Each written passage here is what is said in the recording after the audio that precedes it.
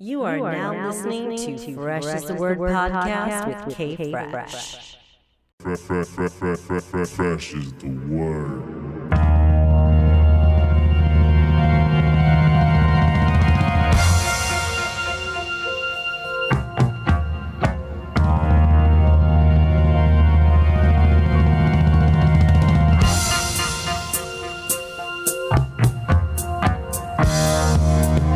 Hey, welcome to the Fresh is the Word podcast. I'm your host, Kelly K. Fresh Frazier. And like always, we have the freshest of guests for you. And the guest for this episode is comedian, author, journalist, and screenwriter Teresa Lo. She has spent years writing about sex for Hustler magazine. She currently has a show on YouTube called Talk with T-Lo. She's been on countless online comedy shows during the pandemic. The first time I saw Teresa was on a Crazy Woke Asian show that was put on by past guest Kiki Young. During our chat, we talk about her Midwest upbringing, her YouTube show, sex work, sex education, working for Hustler magazine, bad relationships, and so much more. It's always fun to talk with Teresa Lo. She's a good friend now, beautiful woman, beautiful soul. Just a note, we recorded this before that horrific incident in regards to the day spas and the killing of the Asian American people in that.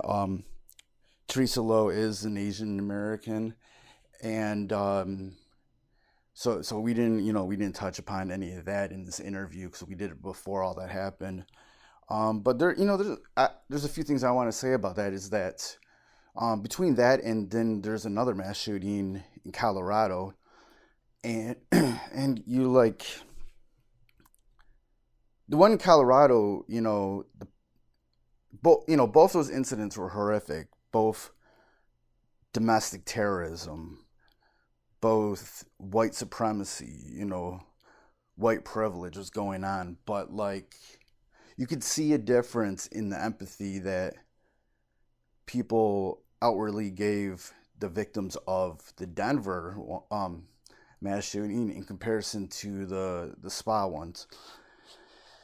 And it doesn't really sit well, and it's not like the victims' faults in any of this or the families or whatever, but you do see that there is a level of white supremacy and white privilege on every level of these incidences, even in the most well-meaning ways from people.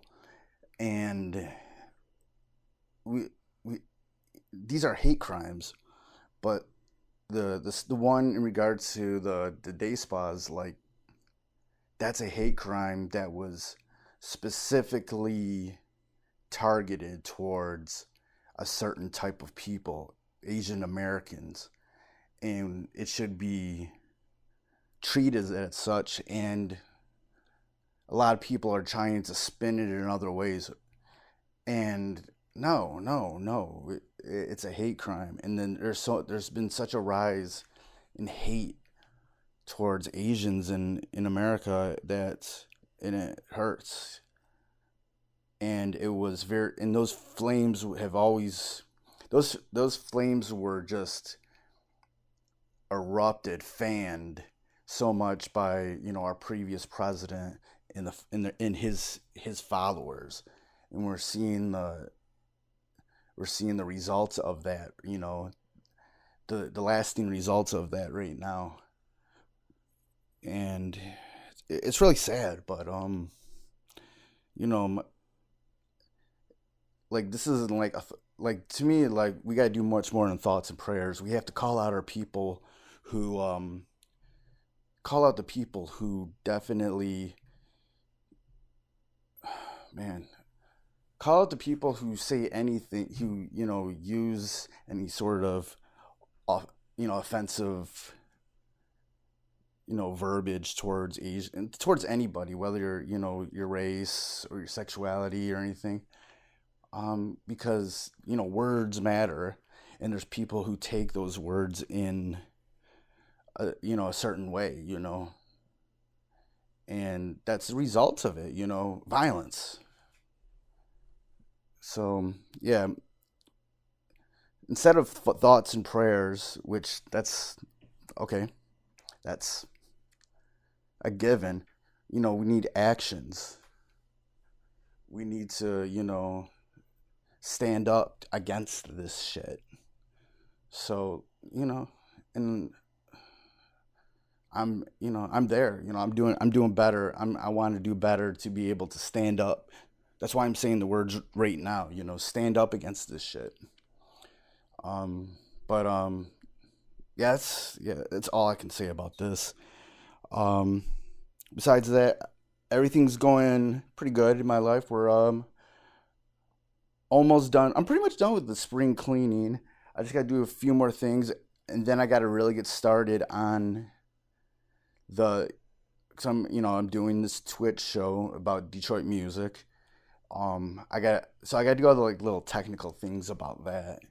I'm be adding stuff to my Patreon soon, mostly like videos of interviews that I do. So go to patreon.com/freshastheword to sign up. Only $2. You can put more, but at least $2 a month. Help me out. I got records to buy. All right, without further ado, after a small break from our sponsor, let's get into this interview with the beautiful and talented and fun Teresa Lo. Before we start this podcast, I want to definitely remind you of a sponsor for Fresh is the Word, 20 by 20 Apparel. Founded in 2015, 20 by 20 Apparel brings original tributes to pro wrestling's classic arenas, moments, and events. They look to spotlight the bloopers, bleeps, and body slams along with the biggest, smallest, strangest, and strongest. In the world of wrestling where there's hundreds of shirts, promotions, flyers, social media accounts, and ads, don't get lost in the sea of parody shirts and display fonts. They can provide professional graphic design services at a reasonable price. 20 by 20 also hand screen prints all the tees in-house.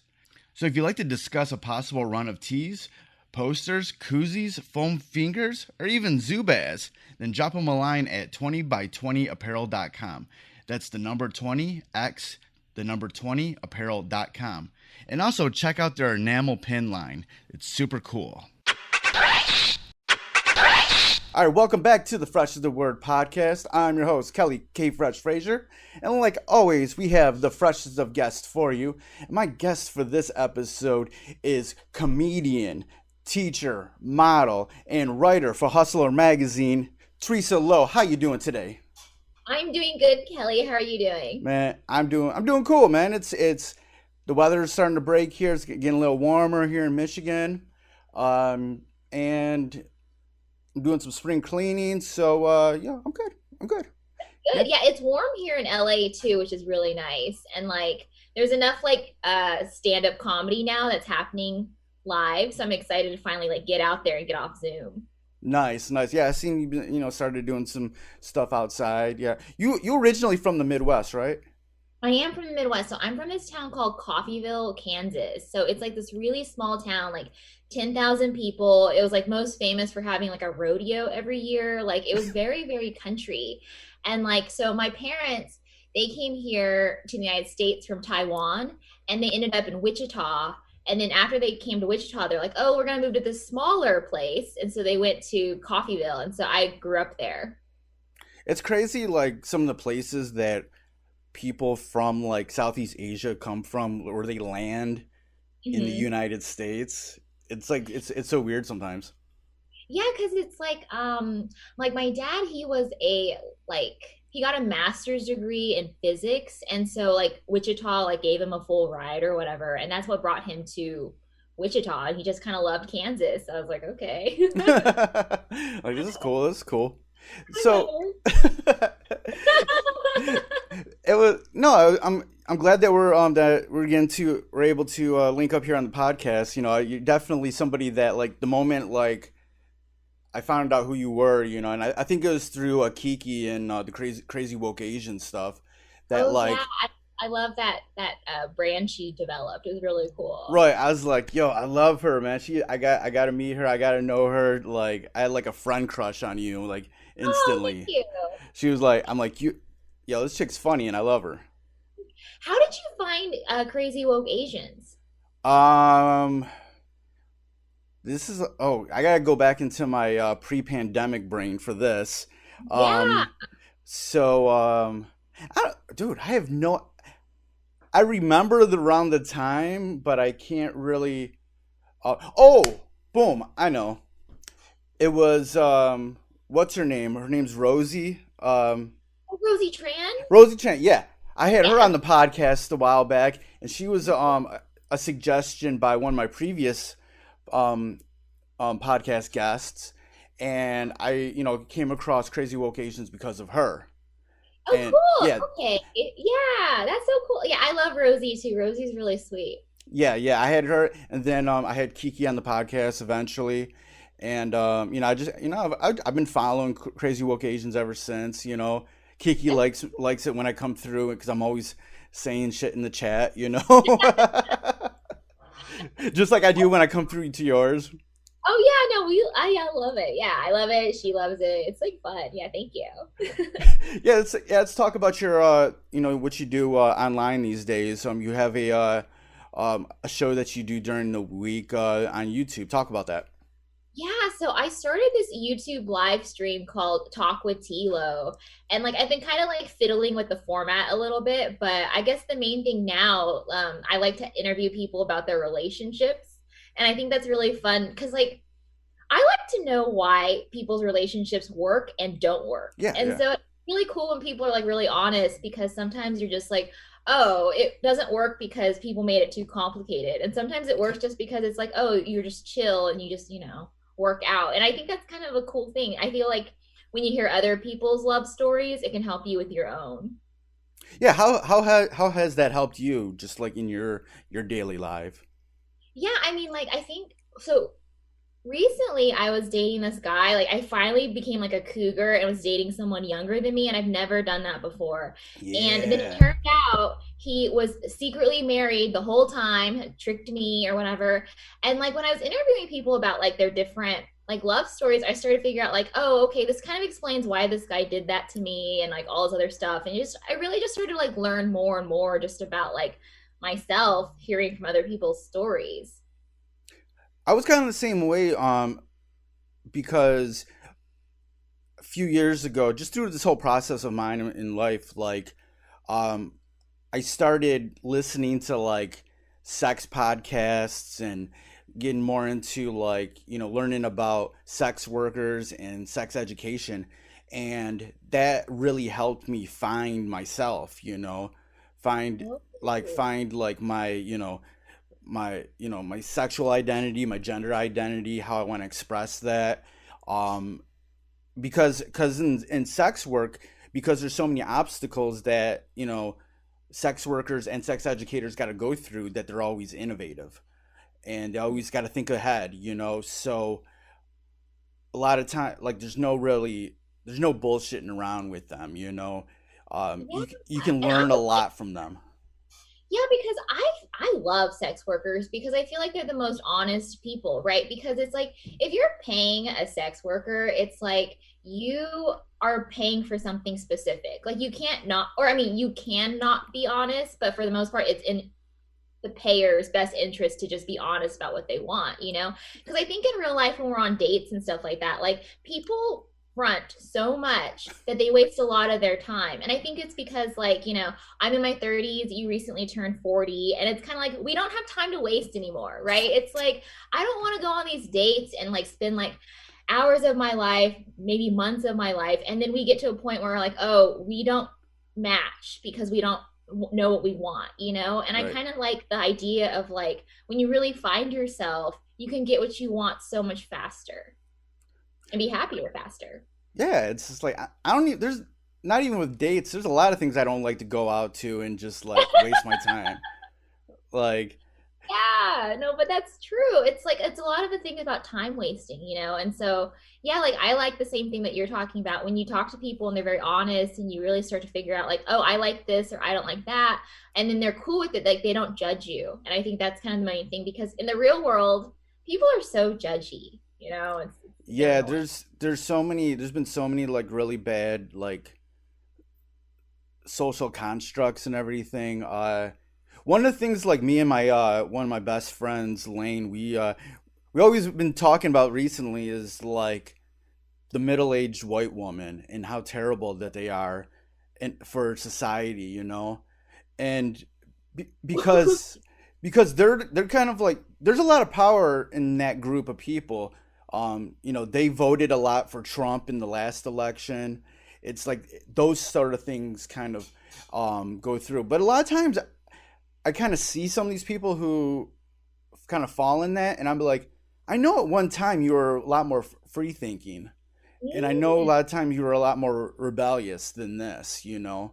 Oh. And I think they fall into those social constructs of about like following their husbands, following the sort of the white men in society. They get scared almost like that. They buy into the fear mongering of our society, and I think that makes sense because if you think about it, it's like there's like a saying, right? That when you're really young, you're all liberal, and then the older you get, you become conservative. And I think we've seen that with time where it's kind of like, oh, you become conservative because the world kind of changed in your benefit. And then when you're older at a certain point, you're like, oh, I don't want any more changes, yeah, And I kind of think that's what happens to people when they meet middle age. They're like, oh, we fought for the world we want, but now younger generations don't change it, kind of thing. So it's like they just want to stick in like whatever's in their best interest. right. And I look and like I said before, like in the world of like sex workers and sex educators, and even people who are on the LGBTQ spectrum, they always have to change. They always have to innovate because of so many obstacles that are headed their way. That I love. I was able to learn more from those people because like they know change is inevitable, and they're fighting for change, and that change is always going to happen. There's always going to be something more that needs to be done. Yeah, and it's kind of a weird thing about society is like people are just so uncomfortable with sex, but everyone's obsessed with it. And it's almost like in my head, the people who are most against the gay community are closeted gay people. It's like for instance, I'm gonna just name Lindsey Graham. To me, I'm like, you are the most, he's fighting to take people's rights away when I'm like, you can tell he's a closeted whatever he does, right? But he's fighting so hard to like ruin other people's lives. And for the most part, other people, they just don't care. It's like if you're for it or you're against it. But like he is so against it where I'm kind of like, there's something weird going on here. Right, right, right. They doth protest too much kind of thing. Yeah, it's crazy. It's crazy. So, for a while now, you've been writing for Hustler. Mhm. Recently Larry Flynt passed away. And you told a lot of stories about working at Hustler and compared to some of the other jobs that you had. Kind of talk about that and how like that job was so you like having this job, and it's a lot more, and there's actually a lot more progressive than any other jobs that you had that where they kind of put on the front that they're progressive. Yeah, so it's like fascinating. Yeah, it kind of goes in with everything we're talking about, like how people present themselves with what the truth is. So I've been a hustler for about 6 years now. And like before that, I was pursuing like other types of writing. I pursued screenwriting. I was pursuing more like mainstream media, like online websites and stuff like that. And they presented such a different image of what it was like to actually work there. Like I worked at one company where they presented themselves as we're very pro woman millennial. They made all this like content to be like, fight for your rights, women, and like, this is how you have the perfect house. This is how you have the perfect life. And then when I actually worked there, like the woman who started the company, she was cool, but she's in San Francisco. The LA branch was run by an old white guy. And the old white guy was like such a pig. And like I remember I asked for a raise, and not only just asking for a raise, it was like I was actually performing at a high level, and I was like, can I have more money or can I have a better title? Because my title wasn't matching what I was actually doing at work. And he was just like, well, you don't have any kids, so why do you need more money? And I was like, well, that's Whoa. not, the image you're telling the women who read your site. And then not only that, I was kind of like, what? And then he said he wouldn't even give me a better title. So I was like, okay, for one thing, you're denying me money, but then why don't I even get the better title? I think he just didn't like me. But then he offered to give me like more responsibilities. And I was like, No, okay, yeah, no. this is not a plus, right? I But then already have more responsibilities. I'm already doing that. yeah, and so I was a little bit like, I don't get the title, I don't get the money. What are the responsibilities you want me to do? Then he told me that he wanted me to develop TV shows for them. TV is big money, right? Like Oh yeah. internet work is kind of like you make a living, but internet work will never pay what TV will pay. And I was kind of like, oh, well, if you want me to make TV shows, can I get a new contract saying at least I'll get whatever if the TV show goes? And then they were just basically like, well, we came up with the shows. You're just researching the shows for us. I was like, you're asking me to come up with concepts and come up with the actual show structure. I am making this show. You don't want to pay me for a TV show. And so I just ended up quitting. I like ran away because they were trying to scam me basically. Yeah, it's scam. Legally scamming me. And like that was how they treated me at this women's positive website. And so I was kind of like, these are the sharks that I used to deal with. And then when I like, started writing for Hustler, they were so nice. It was like, you write this, you get paid for that. It's fine. It was just so simple. It was like, Yeah. do your job, get paid. That was it. No one treated me bad. No one like disrespect. It was just such an easy place to like work with. And like the people were so nice. It was wonderful. Versus like this website pretending to be like pro women was the most anti-women place that I can think of. Like I always think of them as the worst. I mean, it could always be worse, but as for me, a really terrible experience as a woman.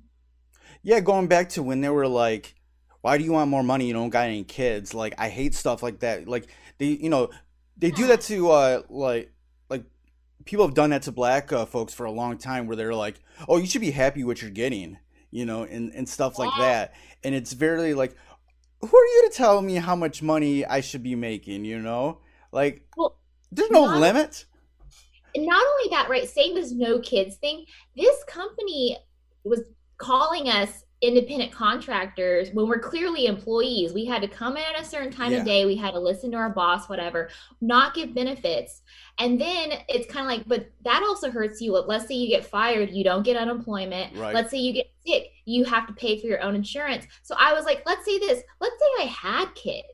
They still weren't taking care of me if I had kids. So it's like, which is it, buddy? It's like, are you for mothers? Are you anti-mothers? This company was just terrible to women in general. Right. What sort of what sort of things do you like to write about, for Hustler? I think with Hustler, like, well, the coolest thing is like, it's so open to what you could write about, right? It's like, when it comes to the topic of sex, there's just so much out there. Oh It's yeah. like relationships, you can talk about like BDSM or whatever. I think my favorite thing is just that when I have a topic and I can find experts in the field who are very open, I feel like I just learned something new. I think that's like the coolest part is like when people are, at least the people who are willing to speak with me, they know themselves so well that they'll just tell you how it is, right? They don't BS me, which I think is the best part. And I feel like that's my favorite part is the honesty I get. Yeah, that's something that I've really experienced throughout my life. When you can build that sort of reputation, people will be honest with you, and it feels good. Yeah, and it's also in their benefit to be honest, right? Like I remember I did an article once about like there's like a fetish where like people like to dress up as babies and like wear diapers and stuff and like they have a caregiver as their like partner or whatever. And like, the person I interviewed was just like, yeah, just wear our diaper, we have this giant crib and stuff. And you're just kind of like, well, good for you. I mean, it was just so interesting because they were just so like for it and they're just kind of like They're just talking about it like just nonchalantly, just like it's a normal thing, And I love having those conversations. It's like now I'm like, part of me is a little sometimes scared if I'm gonna like offend somebody just in real life or whatever, because I'll just start talking about sex in a normal way now, and I'll and not in a like a slimy way or a perverted way or anything. I'll just start talking about sex in a normal way, and like that's just how it is with me now. Like I've that's something that I've learned to do, and I'll just be yeah, and I'll just say all the term. I'll say blowjob in a way that just sounds like the word the, you know. I think it's like how you do it, right? Yeah. Because if you talk about sex with other people, it's usually like some people get uncomfortable, right? But for the most part, if you just talk about sex, I feel like it's fine. I think the only time people get scared really is when people are like, "Oh, I want to have sex with you." And then that scares them, right? But as long as people don't do that, they can be more open as long as you're not basically trying to like proposition someone. If people are willing to listen about lifestyles or like things you heard on the news and stuff, but I think some people don't understand that difference, you know? But once you know there's a difference between just talking about sex versus propositioning, I think there people can be more open. Yeah, like that was one of the things that like I really was really important to me past few years was I just wanted to be able to talk normally about all this stuff, you know. Ah, Because growing up I always felt like I was different in a certain way, you know.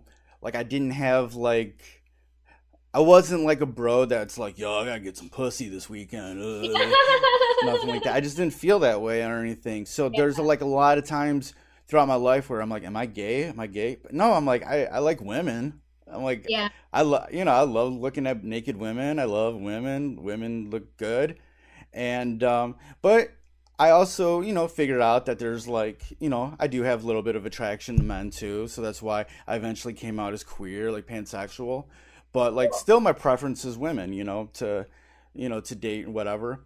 But I think the thing that I was looking for most, and it was something that wasn't discussed until recently, was gender identity, spectrum of that. Where I Okay. was like, I feel like I had, so now that, I identify as non binary Mhm. because I don't really all the time feel like I'm in these boxes of these constructs that makes a male or a female, you know? It Yeah. just like there'd be times when I'm a total dude, a total bro, total man, But then there's sometimes where I really do feel like I think more like a woman, have and I really that's why a lot of times I connect with like, women, and I find someone like you interesting and like be able to connect with what things you're saying is because I feel like I have that. I feel like both of my like the men, like the male and the female parts of me are equally high. And Oh, it's like and it's not even a battle. It's just like if you know how to like balance those, and be honest about it, it's almost like it's really fun actually. It's like a superpower, I guess, You can be like you can just be a lot more comfortable with like everybody and yourself. So when I figured that shit out, I was like, oh yeah, okay. This is what more I was looking for, mhm. like thinking about how I fit in the constructs of society. Well, and you know, other than like who do I want to sleep with, who am I attracted to, like Yeah. that's what I was looking for. Well, I think that makes a lot of sense too, because like sometimes when we figure out our roles in like society, it's like we're all a part of a community, right? So it's like we can't really just be by ourselves. And once we kind of figure out our place, it kind of makes it easier to like navigate where you're going, you know? And Oh so yeah. I think that's cool. And like when you're talking about when did you discover that you were, I mean, when did you come out as non-binary? It was just before the pandemic, so it'd probably be like it was in October of 2019. Okay. Yeah, Yeah, I yeah. wrote this whole essay that I've posted on my website about it. I gotta actually send it to you. You should read it. Okay. Yeah, yeah. That sounds good. Yeah, I like to hear about people's like discoveries and stuff. And like, what other changes once you came out as non-binary? What other changes in your life started to happen?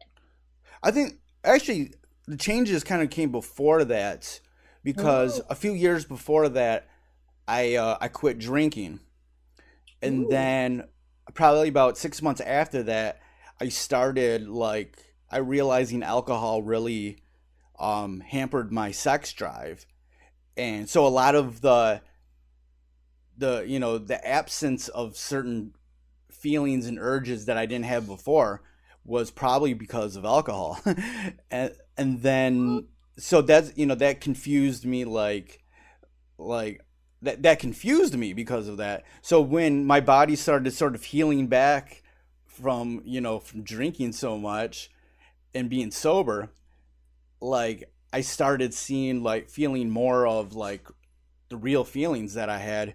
So then probably 6 months after that, I started going to therapy and being able to organize my what's missing in my life, like the holes of my life, and I started kind of understanding more things there. Um, and then a year after that is when I started on medication, being on Lexapro, and that really like cleared a lot of static in my brain to be able to understand myself more. So by the time like I finally um came out with my identities, it was like, all right, cool. And then after that, the funny thing was is that like after after I came out, it was just like the start of 2020. I was like, I was finally ready to put myself back out there, because another thing was 5 years previous to that, I had gotten out of an abusive relationship. This woman that I was with was like, for a few years, was very emotionally abusive, verbally abusive, and it took me years to really recover from that, because after that I was just kind of like a shell of myself. So 2020 hit, and I was just like, I was ready to like put myself out there, ready to start dating, ready to start fucking, I was like, I want to fuck, and then it started off fine. I'd gone on a couple dates, and it was like, oh, okay, all right, this might work. I feel like my energy is right now, and there's women that are feeling that, and then boom, this pandemic hit, and it was the biggest like cock block ever. But during this pandemic was like, I did learn a lot of things during it also, because I had the time to sort of experiment with myself, and to where like, all right, what do I want? How do I want to express myself? What's like, what are the things that are important to me when it comes to expressing my, my gender identity or my sexuality? What do I want to put out there? And, at first, sometimes, when you're doing this, you're like, you still kind of have those like bigoted minds, like voices in your head that you can't like, oh, I don't want to say this because it might, you know, I might get some, blowback about it or whatever.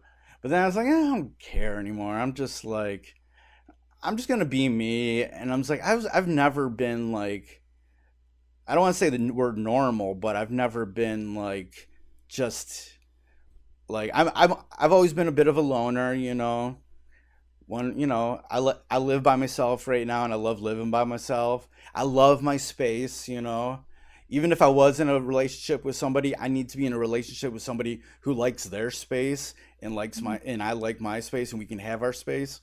It's stuff like that, So I I'm at a good place right now where I can just be like, all right, I'm like, but this pandemic has been like crazy because I was so ready to like go out there and fuck, and I was just like, oh shit, dude. I'm like, and now I'm like figuring out ways to pleasure myself, and some of that gets old after a while. It's so interesting about the pandemic is like the time we all got to spend with ourselves is like what you were talking about, like this, like you kind of discover more about yourself, which maybe that's actually kind of a good thing, where it's like it kind of slowed you down a little bit Yeah. to where you had to like think, which like, at the end of the day, maybe that's not that bad for everybody. It's like, oh, okay, we had a Yes. year to think about ourselves I have a and lot more patience now. yeah. I'm really good with patience now because I'm like, I don't rush myself to do anything anymore at Because all. there's no Right. And also, like, I felt like this way with the pandemic is like, it really makes you appreciate life where you're like, oh, this person is kind to me. This is the kind of life I want to live where just everybody's kind. Like, I don't want to be around these toxic drama Oh people. yeah, that And too. Like, yeah. yeah, maybe that's good. It's like, it slowed us down to where you're like, oh, I don't need to be treated bad. I could just go to my house and just relax, you Yeah, I know? don't need to be around these types of people, And like you when you see red flags, but a lot of times we ignore them, Yeah. for a variety of reasons. There's a plethora of reasons why we ignore red flags, And I did, and I ignored a ton of red flags in that abusive relationship I was with, just from the beginning. And but now I think we've become comfortable with being like, oh, that's a red flag. I don't need to be around that at all. Yeah, it's so funny about this red flags thing. It's like it never ends up being good, right? It's like if you noticed it, it's like no, it's gonna get worse and worse. And It's it's kind of continuous. like when is the moment when it's too much, right? Like so for you when you're talking about that abusive 5-year relationship, how soon did the red flags come out? No, they were coming out from the beginning, but it was just I had got myself into this thing with her that it's hard to explain what our relationship was too. It wasn't like a normal like boyfriend girlfriend relationship. It was just weird, and I don't know how to explain it because it sounds so weird, and and I still have more questions than answers about what it was. Wow. Well, it's kind of a thing though, is that let's say you were to explain it where you think it doesn't make sense, but you're just explaining it like factually, like this is what it was. What would it have been? It would have been it would have been like a woman that I really liked and we had a connection with, but then I started helping out financially with her, and Hmm. basically that turned into quicksand. And Oh, I the money see. kept on leaving me, and I kept on getting deeper and deeper and deeper. And along with that became a lot of abuse from her while I'm still financially supporting her. Was there any romantic element, or I mean, was the romance really the you taking care of her with money It situation? mostly was, but there was at times when we were like kind of romantic a little bit, but the good times were so few and far between. Hmm. But she was like really good at manipulating stuff that like it was just all she was always keeping me hanging on, and I didn't want to leave. I wanted to leave, but I couldn't.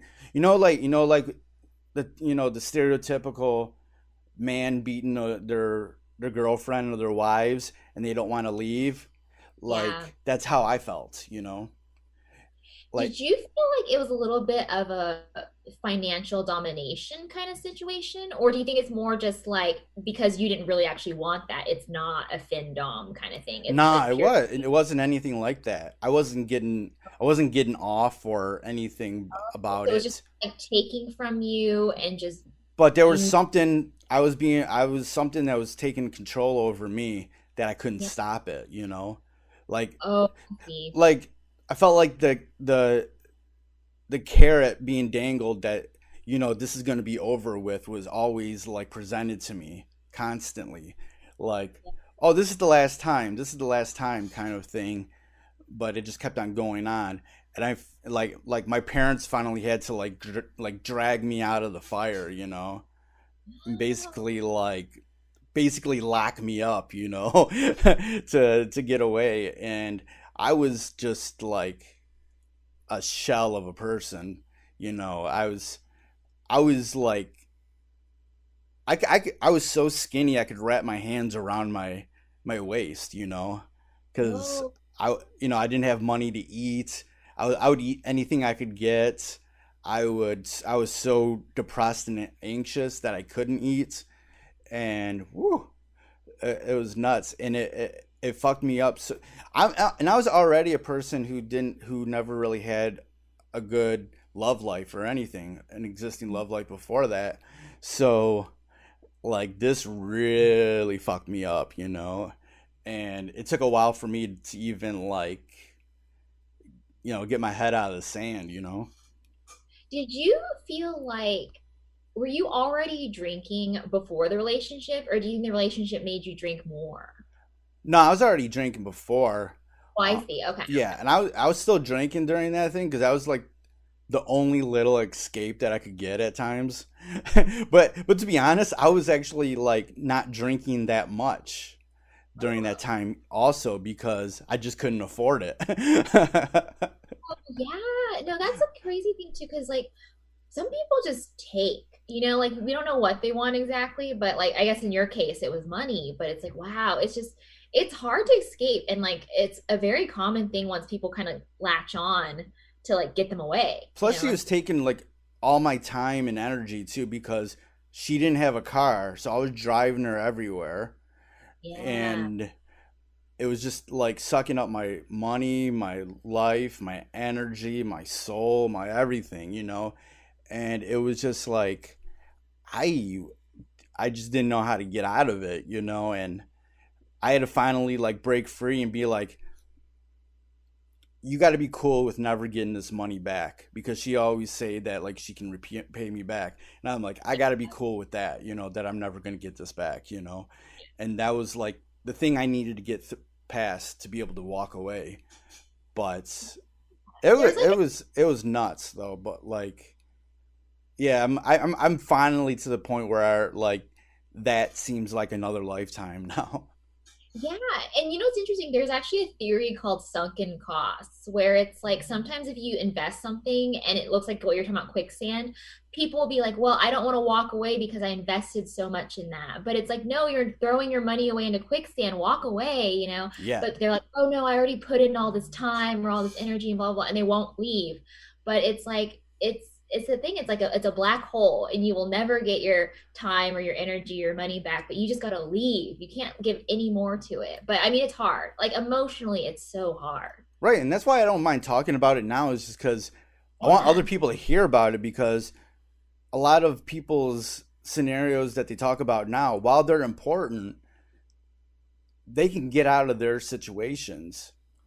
And And that's the thing, there's no shame, because like even the smartest people or whatever, it's like we all can get conned. We yeah, all can get tricked. We all can get like emotionally attached to terrible things. Like we're all human beings. And I think we think in our heads like, no, I should be smarter. This is like, no, someone tricked you. That yeah, happens all the time. Like we should not feel shame, Like I think one thing that helped me when I became a stand-up comic is like I started to just talk more about stuff. And as I became more open, I realized like nothing can really hurt me anymore, because it's like, oh, but I told you this. Like I don't know if you heard this on my podcast where I talked about this crazy guy on Patreon try to like bully me. He was yeah, like, I met him on an app, and then on Patreon he's like, give me your number. I was like, well, I don't want to like go there with you, right. but whatever. But he was like, are you just having problems because you've been cheated on? I'm not like those other guys. And I was kind of like, you're taking things I openly talk about and trying to use them against me. That's like a sign of abuse. And like,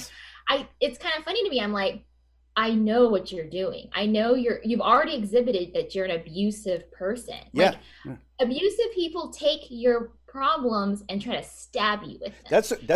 That's what she was doing in my relationship. To perfectly honest, I had made a lot of headway with her figuring out my sexual identity and gender identity then, but she used all that back at me as a Yeah. weapon. And you're kind of like, what? You're supposed to be helping me, or I'm trying to be open with you, and you're taking my secrets and trying to whatever. But the cool thing about it though is now, because you're so open about it, you're kind of like, I have no secrets. What are you taking like things I told you to try to hit me with? Like, who cares? Right. It's like once you reach a certain point where you're like, this is me, who cares what they try to use against you, because there's no secrets anymore. There's no shame, and there should be no shame, but No. it takes a while for people to get there.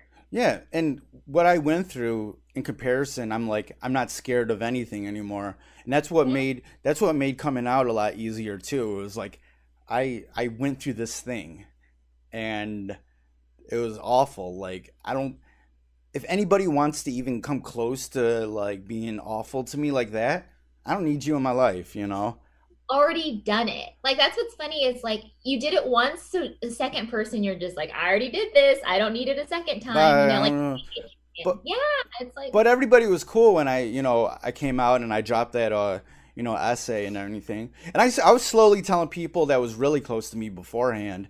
yeah, And I was only gonna tell a couple people at first, but yeah. the more I started telling people, the more I wanted to tell people, like just face to face or like one on one. So I'd like probably told about 50 people before I even Did. before I even dropped that essay, you know?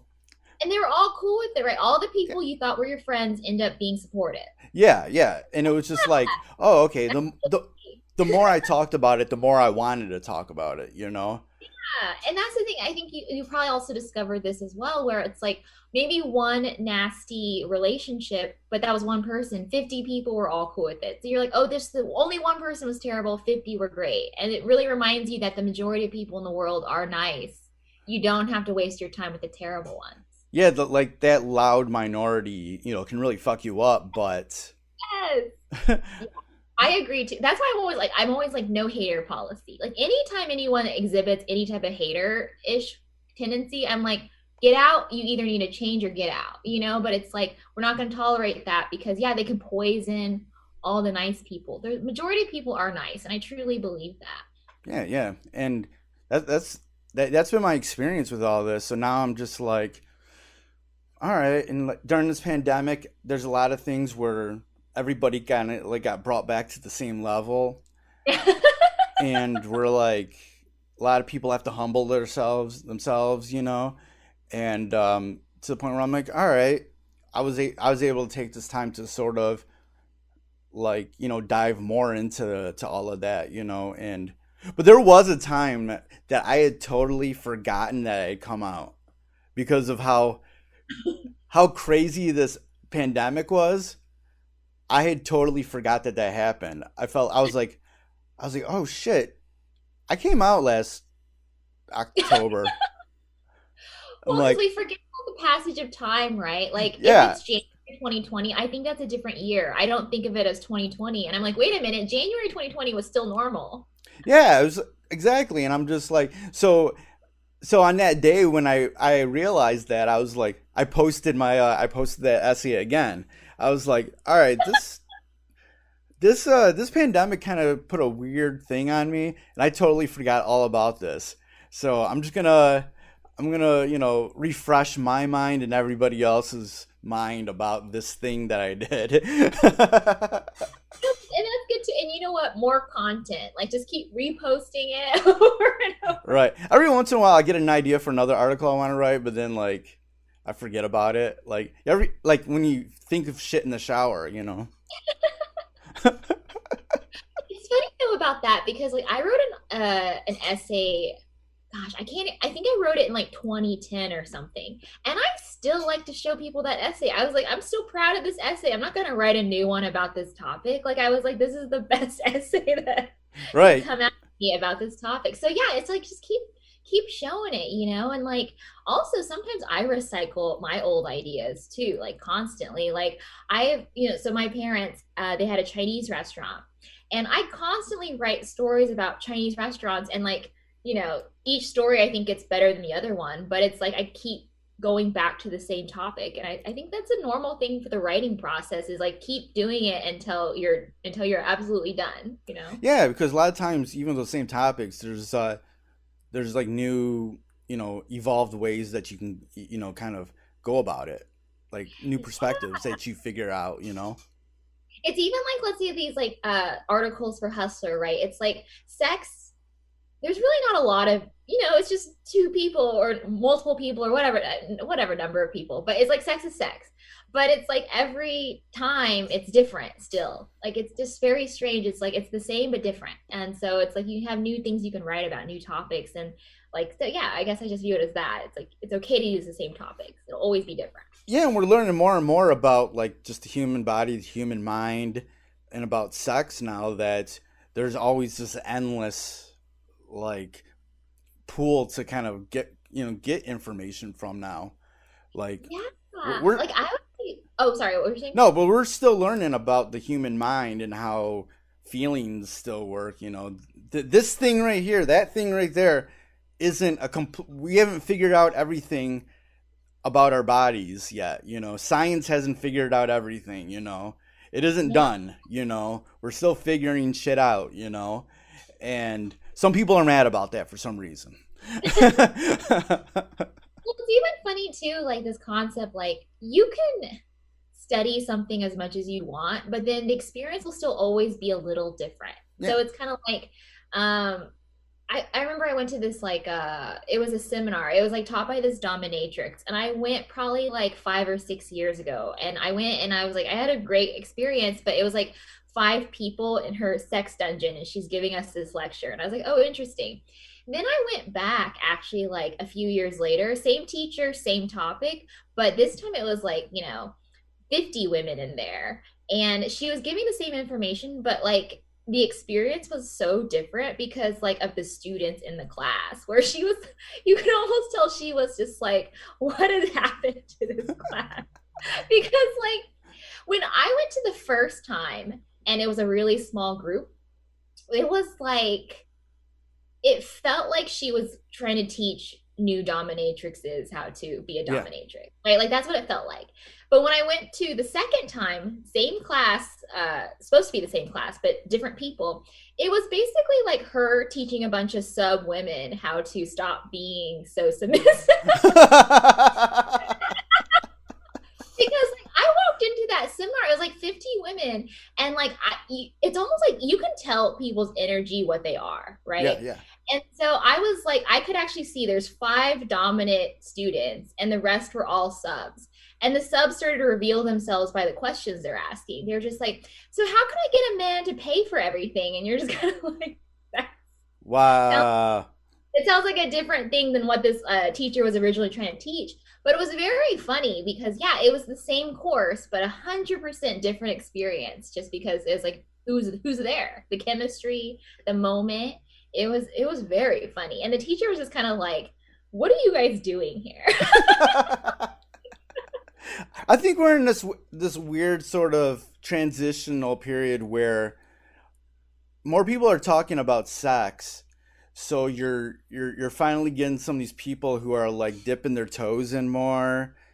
And then they're confused, and Then that's the they're thing. mad confused. Like They're so confused, and like I actually find that adorable. it Like, is. 'cause I meet people who are like very repressed, even like different ages. They could be young, old, whatever, but you could just tell they're very repressed. And when they talk to me, they're like so excited to like get answers. But I'm kind of like, I can't give you answers. Like you have to like discover yourself. Like I don't know what you secretly do or what you secretly think. It's like, Right. but the only thing that I can say is stop lying to yourself. That's it. But other than that, I have Right. no other answer. 'Cause I'm There's like, I yeah, don't. there's this like this balance where now something I definitely learned where you can research, ask questions, study, but there's also a part of you where you gotta like listen to what's going on inside of you and experiment with that. Yeah, I mean, and one of my podcasts was so funny. So I interviewed this comic named Suwan Weaver, and I love her episode because she's just so open. But she was describing how she has a tendency of people who leech onto her financially and almost try to like drain her of money. So a little similar Yeah. to what you're talking about. She actually has that happen to her multiple times. And I was telling her I have this weird thing where basically married guys try to date me and they lie to me to trick me into relationships. And I'm like, how did I get so many lying married guys? How did you get so many financial leeches? And so we kind of both were like, what are we doing that it keeps being the same type? Like, Right. financial leeches are not coming at me, married people are not coming at her. So there's something going on within us that these patterns keep happening. And we haven't really broken why it happens, but it's just kind of fascinating. There's like patterns, and it's like something that we do that attracts it. Yeah, and it's just something it's intangible. Like you can't even put your finger on it. It's just like Yeah. I I know, like, to a certain extent that what happened to me could happen to me again. And I just got to Yeah. be smarter about it, you know? Hey, and you know what? The cool thing is you are honest enough that you're like, it could happen again. Because I'm the same way. Like with this married situation, my sister has to call me and be like, don't answer his phone call anymore. Because she knows that I could fall for it again and again. So it's the same. And there's nothing wrong with that. As long as you're aware and open, people around you will try to protect you from yourself a little bit, which is cool, you know? Yeah, yeah. So, to kind of close things out, thank you for being on the podcast. Love talking with you. Uh, what's kind of some final thoughts, when it comes to everything like sort of that you do, when it comes to your life, kind of trying to figure all this shit through using comedy and writing about, sex, what are some of the things that like just anybody that's listening to this podcast could sort of get from it? I think the main thing is going back to honesty. Is that, like, for instance, when I was younger, I was always weird and artistic and things like that. And my parents, or particularly my father, always try to like repress me, where he was like, go be a lawyer, and he would yell at me. Or if I was like too outgoing, he would be like yelling at me to like be more quiet and things like that. So it's like I never really got to be who I wanted to be. And then I moved out to Los Angeles like right after I went to college. And even though he wasn't around, he would call me and like yell at me and be like, what are you doing? And blah, blah, like very controlling. So I guess for the majority of my life, that was kind of like the controlling presence for me was my father. And it took me a really long time to just be like, oh, I want to live the life that I want to live. Because if I had lived the life that my parents wanted me to live, I would have been a very traditional, like, I'd be a lawyer, but I would be married with kids. And like now that I'm like in my 30s, I'm kind of like, I don't necessarily dislike the idea of having a family. Like, I think that's cool, but like, I wouldn't like a traditional life of being like a conservative lawyer, like that was not me. And so it took me a long time to be honest with myself. And, like even when I was writing for Hustler, I started writing for them like, 6 years ago, but I also had like other freelance writing jobs, and I wouldn't tell people about Hustler. I would focus on the other ones because I was like, oh, I don't want to be associated too much with like sex and stuff like that. And then it got to the point where I was like, this is the longest writing job I have. Why don't I just tell people about it? And also it's really cool. Why am I hiding it? Yeah. So I spent a long time hiding things about myself, and I spent a lot of time being basically, hiding is still lying, Yeah. And so I think that like I was so much happier when I started to just tell people what I thought, when I started to just, because also when I told people what I thought and what I wanted, I started to actually get that. So it's almost like if you hide what you really want and you lied and you say you want this, the universe will give you what you said you wanted, not what you actually want. So just be honest and you'll get it. Like when I started talking more about like, oh yeah, I love BDSM because I just want a guy who follows me around. I want like a sub to follow me around. And like I just kept saying that. And then it's at a certain point, like people started to come out, be like, hey, you said that. And I was like, cool. Okay, I'm finally getting what I wanted. Versus before I used to get like the traditional like, husband, Stepford wife kind of situation that wasn't making me happy. So I guess the long answer for the for the short answer is be honest. You don't have to hide. Perfect. Well, thank you for being on the podcast. You're a joy to talk to. Thank you, Kelly. Thanks for having me. Definitely. I always love seeing your stuff online. So I'm glad we're able to do this. Where can people go online, get more information about you or any of your shows or anything you're doing? So on Instagram, I have 2 accounts. There's Teresa Lo Writer, and then there's Teresa Lo Presents, which focuses on comedy. Also, I have that YouTube show at youtube.com/TLO Club, so you can find clips of the show there, or you can watch it live Monday through Thursday at 3 p.m. Pacific. Yeah, it's awesome. Yeah, come swing through. I can't even talk. Come swing through throughout the week on YouTube and kick it with us, because I pop in sometimes on the chat. And I love when you pop in because you have really good comments. Thank you for listening to the Fresh is the Word podcast, hosted and produced by myself, Kelly K. Fresh Frazier, empowered by Anchor at anchor.fm/Fresh is the Word. Fresh is the Word theme music provided by Steve O. You can find more of his productions at iamsteveo.bandcamp.com, and that's EYEAMSTEVEO.bandcamp.com. Fresh is the Word is available on all major streaming platforms. Please rate and review on Apple Podcasts and Stitcher. If you want to support Fresh is the Word, please consider pledging via Patreon at patreon.com/freshisthe word. Follow Fresh is the Word on social media on Twitter at Fresh is the Pod, on Instagram at Fresh is the Word Podcast, and join the Facebook group at facebook.com/groups/Fresh is the Word. For more information about Fresh is the Word and our other podcasts, Breaking Records and Renaissance Soul, and a collection of pop culture articles and reviews, please visit freshesthepodcast.com. Thank you for listening and your support. Goodbye and good night. Fresh is the word.